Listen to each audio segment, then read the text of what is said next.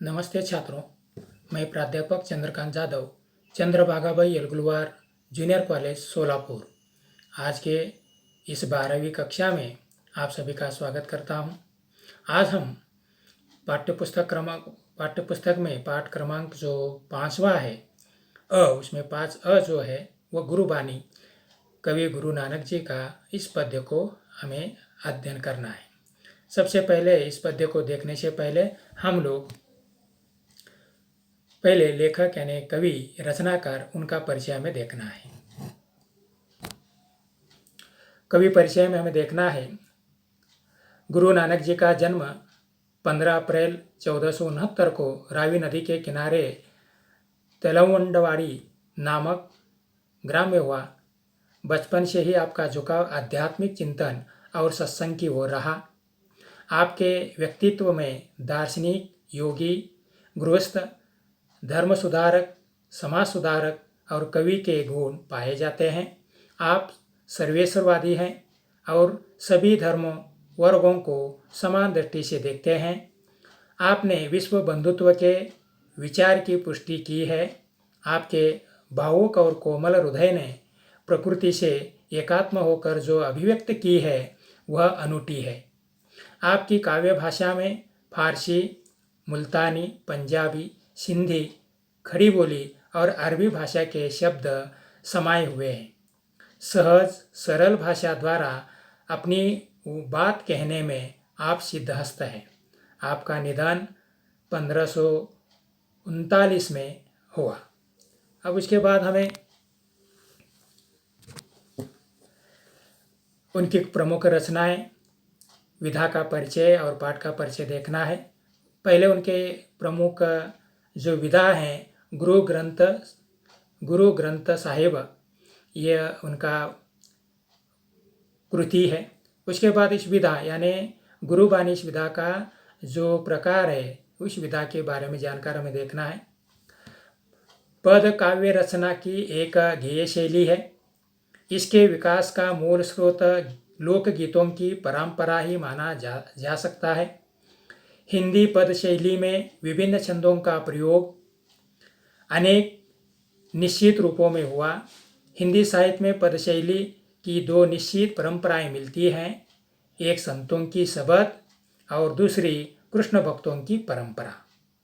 अब हमें इस कविता का परिचय हमें देखना है, यानी कवि गुरु नानक जी गुरुबानी इस पद्य के द्वारा हमें क्या बताना चाहते हैं, क्या संदेश देना चाहते हैं, वह इस पाठ परिचय में देखना है।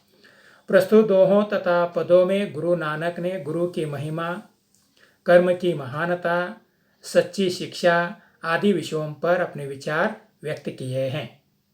मनुष्य के जीवन को उदात्त और चरित्रवान बनाने में गुरु का मार्गदर्शन, मनुष्य के उत्तम कार्य और सच्ची शिक्षा का बहुत बड़ा योगदान रहता है। गुरु द्वारा दिया जाने वाला ज्ञान ही शिष्य की सबसे बड़ी पूंजी है। संसार मनुष्य की जाति का नहीं अपितु उसके गुणों, उत्तम कर्मों का सम्मान करता है। मनुष्य का श्रेष्ठत्व उसके अच्छे कर्मों से सिद्ध होता है, न कि उसकी जाति अथवा वर्ग से। गुरु नानक ने कर्मकांड और भायाडंबर का घोर विरोध किया है, बिल्कुल उन्हें पसंद नहीं था। तो इस तौर पर कविता का परिचय में हम लोगों ने देख लिया कि गुरु नानक जी हमें इस पद्य के द्वारा यह बताना चाहते हैं कि जीवन में गुरु का महत्व और सच्ची शिक्षा आदि विषयों पर या चरित्रवान व्यक्ति का गुरु मार्गदर्शन करते हैं। गुरु के द्वारा ही जीवन में सफलता प्राप्त कर सकते हैं। इन्हीं बातों को कवि गुरु नानक जी हमें बताना चाहते हैं। अब हम पहले पद्यांशों को देखेंगे, जिन पद्यांशों को स्पष्टीकरण में हमें देखना है। पद्यांश इस तरह है। नानक गुरु न चेतनी मनी आपने सुचेत, छूते तिल बुआड़ जीव सुए अंदर खेत। खेते अंदर छुट्या कहूँ नानक सउनाह, फली अली फूली अही बपुड़े भी तनवीच स्वाह।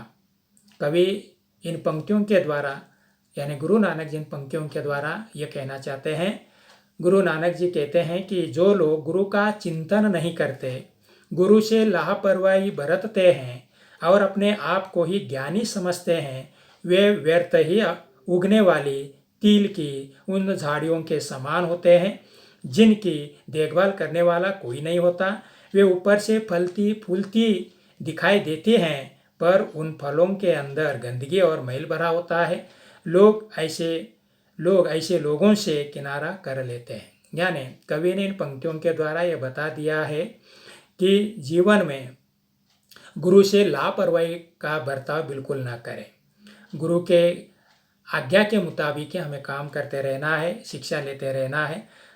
अगर गुरु का परवाह न करते हुए जीवन जीने वालों की गति क्या होती है, कैसी होती है, यह बात कवि गुरु नानक यहाँ पर बता देते हैं। यहाँ पर तिल ऐसा एक शब्द आ गया है। तिल एक ऐसा वनस्पति है, ऐसा एक तिनका है जो कहीं पर भी उग कर आता है। उसका न देखभाल किया जाता है या उसका कोई महत्व होता है। वो कहीं पर भी उग कर आता है, यानी उसके न फल उपयोगी है न उसके जो भी फूल कोई कुछ भी उपयोग में नहीं आते। ऐसे निरुपयोग ऐसा जीवन हमारा बन सकता है अगर गुरु से हम लोग बेपरवाही से बर्ताव अगर करते हैं। इसीलिए गुरु नानक जी बताना चाहते हैं कि हर एक व्यक्ति के जीवन में गुरु का अनन्य साधारण महत्व है।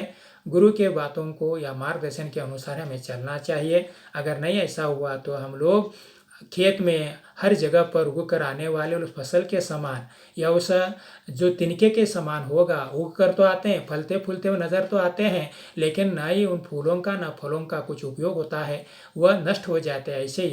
ऐसे गुरु नानक जी को बता देना है। अगले पद्यों से हमें देखना है। जली मोह घसी मसी करी, मती कागद करी सारू, भाई कलम करी चितु लेखारी, गुरु पूछी लिखो बिचारी, लिखो नाम सलाह लिखो अंत न पारावर। कवि इन पंक्तियों के द्वारा ये बताना चाहते हैं कि गुरु की महिमा अनंत है। गुरु के बारे में अगर लिखना चाहते हैं तो हमें लिखने के लिए इस सागर रूपी स्याही को भी उपयोग करते हैं तो वो भी कम पड़ जाएगा। यानी पूरा आकाश पर भी लिखना चाहते हैं तो आकाश भी कम पड़ जाएगा। इसीलिए गुरु महिमा को कवि इन पंक्तियों के द्वारा बताना चाहते हैं। गुरु नानक कहते हैं कि मोह को जलाकर और घिस कर स्याही बनाओ, अपनी बुद्धि को श्रेष्ठ कागज समझो, प्रेम भाव की कलम बनाओ, चित्त को लेखक समझो और गुरु से पूछ कर लिखो नाम की स्तुति। साथ ही यह सच्चाई भी लिखो कि प्रभु का न कोई आदि है और न कोई अंत। यानी यहाँ पर कवि गुरु नानक जी बताना चाहते हैं कि हमारा अहंकार को जलाकर हमें अपने बुद्धि रूपी श्रेष्ठ कागज को समझकर, प्रेम भाव के कलम बनाकर, हमें चित्त को लेखक समझकर गुरु से पूछकर हमें अगर लिखना चाहिए। क्या लिखना? गुरु की जो नामस्मरण, गुरु की स्तुति अगर लिखना चाहते हैं तो ये कम पड़ जाएगा। इसीलिए कवि गुरु नानक जी बता देते हैं कि सच्चाई क्या है कि प्रभु का कोई आदि ना अंत है। इतना अपरंपार ऐसा गुरु परंपरा है, तो इसीलिए उनके बारे में लिखना असंभव ऐसी बात है। इतना बड़ा व्यापक, इतना बड़ा जो त्याग गुरु के कारण हो जाता है और गुरु के कारण हम लोग जो जीवन में सफल हो जाते हैं, ये गुरु महिमा कवि इन पंक्तियों के द्वारा हमें यहाँ पर बताना चाहते हैं।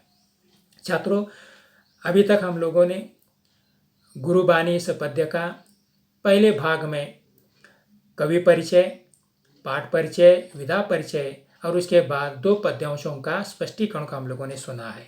इसके बाद दूसरे वीडियो में हम लोगों को अगले पद्यांश को देखना है कि गुरु नानक जी हमें क्या बताना चाहते हैं, क्या समझाना चाहते हैं। इसीलिए तब तक के लिए यहाँ पर रुकेंगे। धन्यवाद।